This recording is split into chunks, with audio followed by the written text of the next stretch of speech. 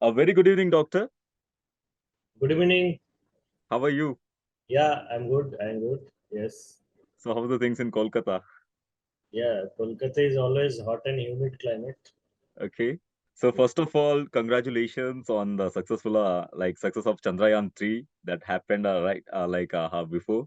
Great news today. Yeah. So, doctor, today we are talking about breast cancer. I think it is one of the most common cases in India. So, my first question to you is, what is breast cancer and how common it is in our country? Yeah. See, Trishul, basically breast cancer is the number one cause in women in India, leading Okay. cause. Okay. Number two is the cervical cancer.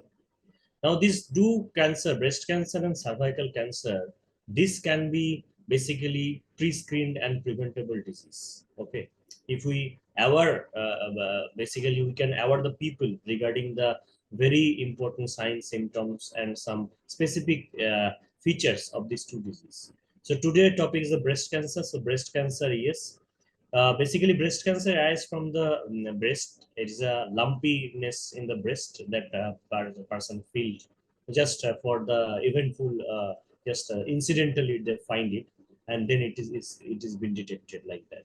Yes. Okay. So, what are the types of breast cancer and who are at the risk of developing it? Yeah, see, basically, in my as a consultant, senior consultant medical oncologist, I see the breast cancer very common in my OPD, and my patient basically most common comes with ductal carcinoma, and other varieties are lobular carcinoma, tomato varieties, ductal carcinoma in situ, and there are some favorable histology types are also there. Some are aggressive types like metaplastic type, like okay, and some are favorable histology like papillary, micropapillary, tubular, adenoid cystic. These are some favorable type of breast cancer. And next, what is the other questions yours? Like, who are at the risk of developing it? Yeah, this is a very important question. Basically, who are in risk of developing? Basically, see, we categorize the breast cancer into the high risk populations. So, high risk populations are those who have the high family history, not only the breast cancer. Suppose when patient come to my walk into my OPD and I take the history, I take the family history as well, because very important is the family history, the menstrual history, the breastfeeding history, age of the marriage, age of the first childbirth. It is very important. So those people come into the OPD, give the history of the patient has the pancreatic cancer in the family, like gallbladder cancer, stomach cancer, uterine cancer, ovarian cancer. So these are some cancers that are actually related to the genetic mutations, genetic abnormality. Okay, like BRCA1, BRCA2, this is the most common mutation that are affected the breast cancer most. And others are the menstrual history, that how is the start of the menarche and age of the menopause. When there is a long menstrual cycle is there, then the female is actually exposed to high estrogen burden, and this estrogen actually stimulate the tumor cells to grow, and it transform into the benign into the malignant. And some is the breastfeeding also. It happens that it has been proved that breastfeeding basically decrease the chance of the breast cancer. So every mother should be encouraged to get the breast feeding to the child. And age of the first childbirth is very important, because we have seen that those mother who have the first childbirth after the age of 35 is actually risk of the breast cancer. And there are some other risk factors like age. Upgrowing age is basically non-modified risk factors of the breast cancer, and also the obesity, alcoholism, smoking, sedentary lifestyle, physical inactivity. These are actually the contributed directly, indirectly to the breast cancer. Yes. So, do this breast cancer have any signs and symptoms and signs? So, Yeah. how can it be detected early also? Yeah, basically, see, some there are some basically two categories. When I Okay. was in Delhi for 7 years, I have seen there's the female population. Those are coming from the rural region. They actually suppose first detected the breast lump, suppose 6 months or 7 months ago. But due to the like phobia or the social stigma, they actually hide it from the family members. And when after 6 to 7 months there is a ulceration that developed and there is a fungating mass smelling badly, then actually the other family members came to know that this patient has a breast mass, and that is actually the ulceration. So that can be detected just 6 to 7 months if the female person actually alert the family member, at least her husband, but don't think about the social stigma and everything. And next part, what happens that suppose some person just during the bathing incidentally find a lump in her breast, and it got checked, it got biopsy, and it came to be positive for the cancer. So this is the two types of the detections that normally we have seen encountered in our body. Okay. So is it possible to reduce the risk factors of breast cancer? Yeah, see, basically there are, as I told, that there are high risk factors and some non-modifiable, some are modifiable risk factors. In high risk factors, those who have the family history, BRCA mutation positives, as you know, the famous actress Angelina Jolie, actually she had the BRCA mutation positive. Okay, BRCA and BRCA2 mutation positive, and they, the Westerners people, are so aware about the cancer that being a very famous actress, she actually done her bilateral mastectomy, bilateral removal of the breast for prophylactic cancer reduction surgery, because it has been seen that those who are actually BRCA mutation positive or other significant high genetic mutation positive, they actually 95% reduction of the breast cancer chance if they get the breast removed from the female. So this is actually awareness they have, but we have don't have that much of awareness. So I think this is the important factors, and some are non-modifiable like age, genetic factor that we cannot do anything. But modifiable like alcohol reduction, smoking reduction, obesity reduction, weight control, lifestyle modification, keep herself busy in the meditation or yoga, don't indulge in the sedentary lifestyle like that. We can actually reduce the, and also the food habit, the good food, healthy food, not taking in as the very high quantity of red meat or the fast food or packaged as processed food. In that cases we can avoid these modifiable factors. And non-modifiable factors like early age of marriage or like late age of first childbirth, that can be actually like these are some, I think, logistic issues also from the family, so that can be modified a little bit for reduction of the breast cancer risk. Okay. So can we screen for breast cancer? Yeah, basically, the US guideline recommend the breast cancer screening. So basically, we have seen those people who have the very high risk, genetic risk, high family history, those we can suggest the start the breast cancer screening from the 25 years. And those who have don't have the very high family risk, they can start the risk starting the cancer screening from the 30 years onwards. So it is recommended at least from 30 years to at least 70 years they should screen the breast cancer.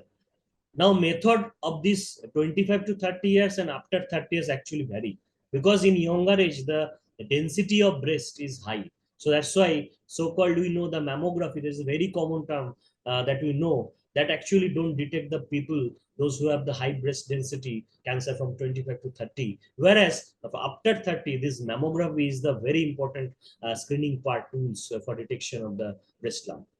Okay. So how do you confirm the diagnosis of breast cancer? Yeah, see, first, suppose, as I told, symptom wise, as I just want to forget to mention that those people who has the high density of breast, these are actually also important risk factors of breast. And this is a non-modifiable risk factors. And as I have told that 25 to 30 years who have the high family history, high risk of breast cancer, they actually get actually MRI screening done for the detection of the lump. And for diagnosis confirmation, when the patient come to my clinic, I actually prefer them to do the core needle biopsy or true cut biopsy from the breast lump to confirm that it is a cancer. But before that, we like to do the ultrasound breast if there is a high density of breast, and after 30 years get the mammography, because in USG and mammography we have the BI-RADS scoring. If the BI-RADS scoring suggests that it is a suspicious of cancer, BI-RADS at least 4 onwards, then we definitely go for the biopsy. Whereas BIRATS 1, 0 to 3, it is actually negative or benign. So we can keep the patient follow-up. After 4, we have a high suspicion, and we definitely do the core needle biopsy or true cut biopsy from the breast lump to detect the confirm it is a cancer case. So, what are the treatment types available for breast cancer? Yeah, see, basically, compared to the medical oncology, just having the 10 years or 15 years ago, and compared to the recent modifications, because see, we always prefer to follow the actually US and UK guideline or the European guideline. This is the most modern guideline that followed all over the international. Now, breast cancer is it is actually now divided into many subcategories, and we have seen with the advent of the recent drugs like targeted therapy, immunotherapy, apart from the traditional chemotherapy, I have actually seen my patients survive longer than it was the treatment modality available to at least 15 years or 20 years ago. So in these 5 to 7 years, we have actually rampantly increased the survival of the patient even in the advanced stage of breast cancer. Grossly, we know surgery, radiotherapy, and chemotherapy. These are actually three methods of the treating the breast cancer. But even in stage 4, so like if you say the other cancer when it was detected in the stage 4, we have very limited options. But with the advent of this recent categories of treatment that I am specialized, like targeted therapy, immunotherapy, I have seen that with the advent of we have categorized the breast into the hormone positive, hormone negative, and triple negative breast cancer. And we have also basically involved the different age of the people to see the how they are actually high risk populations. Those patients who are actually hormone positive breast cancer, HER2 negative breast cancer, they have actually very good response, and they can be managed with the CDK4 inhibitor and hormone therapy combination. And I have seen just by oral tablet they actually maintaining for very more long years, they are surviving without any symptoms, any problem. Whereas those people who has the triple negative breast cancer, we have the option for immunotherapy and chemotherapy combination. And those people who have the triple negative or HER2 negative disease, we actually do the BRCA mutation or germline HRR mutation test, where we can detect the where is the genetic pathways defect. And in that cases, we have the very good options of PARP inhibitor, olaparib, rucaparib, niraparib. These are actually oral drugs, but these are actually help. These are called the basically lethal toxicity, where the DNA damage happened by the cancer cell. They actually prevent the cancer cells growth, affecting on this DNA repair mechanism of the cancer cells. And this PARP inhibitor, I have seen personally used these recent modified drugs, that targeted therapy, and I have seen the many patients are getting very good response to olaparib, niraparib, or rucaparib in the breast cancer also, apart from the targeted therapy and the immunotherapy. And apart from this, we have the many kinds of chemotherapy. Suppose if the first line fails, and then we have the second line, third line, fourth line options. So in breast cancer, be it a metastatic disease, not like the other disease, we have the vast varieties option available to cater the patient and to treat them and get the very good survival benefit. Okay. So, I have one more question. Like, what is mammography and how safe it is for women? Yeah, see, basically, as I told, that mammography is very helpful for screening of the breast cancer patient. Or suppose one patient comes with a suspected breast lump.